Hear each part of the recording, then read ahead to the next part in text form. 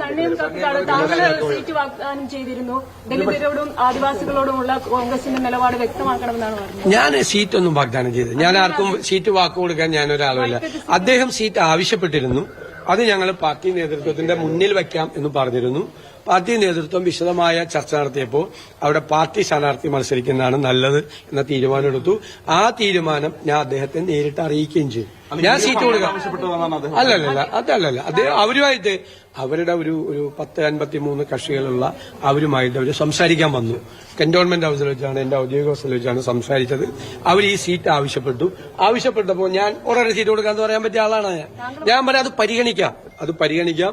മുന്നണി നേതൃത്വമായിട്ടും പാർട്ടി നേതൃത്വമായിട്ട് ചർച്ച ചെയ്തിട്ട് തീരുമാനം അറിയിക്കാന്ന് പറഞ്ഞു. പാർട്ടി നേതൃത്വമായിട്ട് ചർച്ച ചെയ്തപ്പോൾ വൈകിട്ട് ഞങ്ങൾ മത്സരിക്കുന്നതാണ്, പാർട്ടി മത്സരിക്കണം എന്ന തീരുമാനമെടുത്തു. അദ്ദേഹത്തെ അറിയിക്കുകയും ചെയ്തു. അദ്ദേഹത്തിന് അത് അവിടെ മത്സരിപ്പിക്കാനും അതില്ല. 25 സീറ്റാണോ 27? അവർ 2 സീറ്റ് കൂടി അനൗൺസ് ചെയ്യും. അവർ ഇന്നലെ അനൗൺസ് ചെയ്ത് 25ആണ്.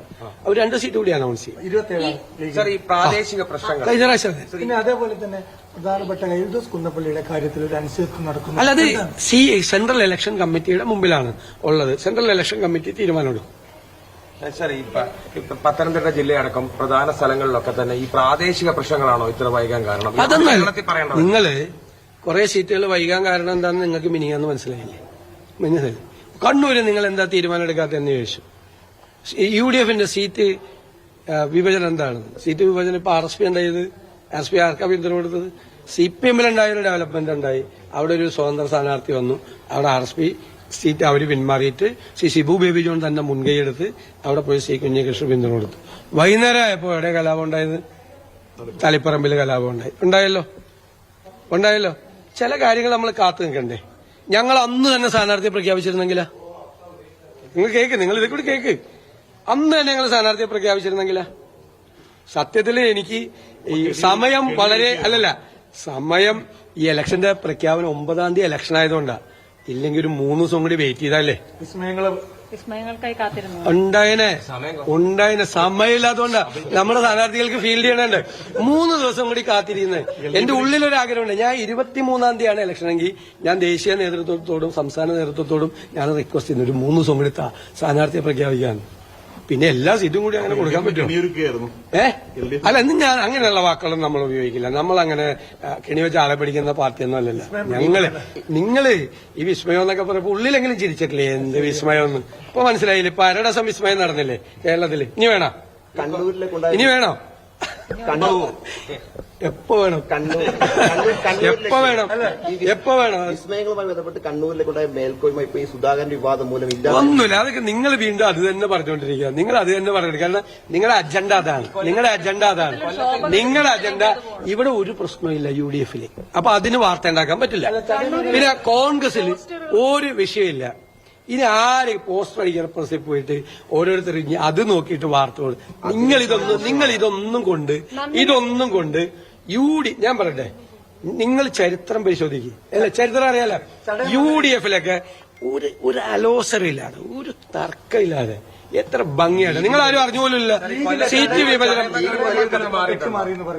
അല്ലല്ല, അതൊക്കെ ഞങ്ങൾ ഇന്ന് ഫൈനൽ പറയാം. ഞാനത് പറഞ്ഞില്ലല്ലോ. ലീഗിൽ വലിയ പൊട്ടിത്തെറി ഉണ്ടായിട്ടുണ്ട്. ഞാനിപ്പോ PK കുഞ്ഞാലിക്കുട്ടി സാഹിബിനെയും സാദിഖ് അലി തങ്ങളെ വിളിച്ചിട്ട് ഞാൻ അഭിനന്ദിക്കുകയാണ് ചെയ്തത്. എന്തൊരു സീറ്റുകളാണ് അവര് പ്രഖ്യാപിച്ചിരിക്കുന്ന സീറ്റുകൾ. അതില് എന്തെല്ലാം വാർത്തകൾ നേരത്തെ വന്നു, എന്തെല്ലാം കാര്യങ്ങളൊക്കെ നേരത്തെ വന്നു. എത്ര മനോഹരമായിട്ടാണ് അവര് ആ സീറ്റ് അവരുടെ പ്രഖ്യാപിച്ചിരിക്കുന്നത്. സാധാരണ നമ്മൾ സീറ്റ് പ്രഖ്യാപിച്ചാൽ ആരൊക്കെ ജയിക്കുമെന്നാണ് നമ്മൾ നോക്കുന്നത്. ഇത് ആരെങ്കിലും തോക്കാൻ സാധ്യതയുണ്ടെന്നാണ് ആ ലിസ്റ്റിൽ നോക്കേണ്ടത്. അതുപോലത്തെ ലിസ്റ്റാണ്. നിങ്ങളെ ലിസ്റ്റ് നോക്ക്. അതൊക്കെ അപ്രീഷിയേറ്റ് ചെയ്യണ്ടല്ലോ. സീറ്റ് കിട്ടാത്ത ആരെങ്കിലും എന്തെങ്കിലും ബഹളം ഉണ്ടാക്കിയപ്പോ അങ്ങനെയല്ലല്ലോ. അതൊന്നുമല്ല. അതിലൊന്നും അല്ല. അത് ഉണ്ടെങ്കിൽ പറയാം. ഞാൻ ഇപ്പൊ ഇല്ലല്ലോ. ഉണ്ടെങ്കിൽ പറയാം, തീർച്ചയായിട്ടും പറയാം. അതൊക്കെ പാർട്ടി സീറ്റുകൾ എല്ലാവരും പരിഗണിക്കല്ലേ എല്ലാവരും. അപ്പൊ ഞാൻ മുൻകൂട്ടി പറയണ ശരിയാണ്. നിങ്ങൾ ഇതാണ് സാധനം. ഇപ്പൊ പറഞ്ഞുകൊണ്ടിരിക്കണല്ല. അത് നിങ്ങൾക്ക് എന്തെങ്കിലും വാർത്തയുണ്ട്. ഞങ്ങൾ എല്ലാ നേതാക്കന്മാരും കൂടി രാഹുൽ ഗാന്ധിയെ കാണാൻ പോയി. ഞങ്ങൾ കോൺഗ്രസ് പ്രസിഡന്റിനെ കാണാൻ പോയി. ഡൽഹിയിൽ വന്നാൽ ഞങ്ങൾ പോകണ്ടേ? അപ്പോൾ കോൺഗ്രസിൽ തർക്കം മുറുകി നേതാക്കൾ രാഹുൽ ഗാന്ധിയെ കാണാൻ പോയി. ഞങ്ങൾക്ക് ഞങ്ങളുടെ കോൺഗ്രസ് പ്രസിഡന്റിനെയും പ്രതിപക്ഷ നേതാവിനെയും കാണാൻ പോണത് ഞങ്ങൾ ഇവിടെ വന്ന് ആദ്യം ചെയ്യേണ്ട അതാണ്. തർക്കം പരിഹരിക്കാൻ കൂടിയല്ലേ? അല്ല, അങ്ങനെ അല്ലല്ലോ. ഡൽഹിയിൽ വന്നാൽ ദേശീയ നേതാക്കളെ കാണുമല്ലോ. ഞാൻ ഡൽഹിയിൽ വന്നിട്ട് കോൺഗ്രസ് പ്രസിഡന്റിനെ കാണാതെ ഇതുവരെ തിരിച്ചു പോയിട്ടില്ല. രാഹുൽ ഗാന്ധിയെ കാണാൻ ശ്രമിക്കും, അദ്ദേഹം ഇവിടെ ഉണ്ടെങ്കിൽ കാണും. ഞങ്ങൾ എല്ലാവരും കൂടി വന്ന് ഈ തെരഞ്ഞെടുപ്പ് കാലത്ത് മാത്രമല്ല, തെരഞ്ഞെടുപ്പിൽ സ്ഥാനാർത്ഥി നിർണയം മാത്രമല്ലല്ലോ, തെരഞ്ഞെടുപ്പുമായി ബന്ധപ്പെട്ട് പ്രചരണം, അദ്ദേഹത്തിന്റെ ഡേറ്റ്, ദേശീയ നേതാക്കളുടെ ഡേറ്റ്, അദ്ദേഹത്തിനോട് അത് ചോദിച്ചു മനസ്സിലാക്കി ഏതെല്ലാം പ്രോഗ്രാമിനാണ് പെടുത്തേണ്ടത്, എന്തെല്ലാം കാര്യങ്ങൾ ഞങ്ങൾക്ക് കോൺഗ്രസ് പ്രസിഡന്റും പ്രതിപക്ഷ നേതാവായിട്ട്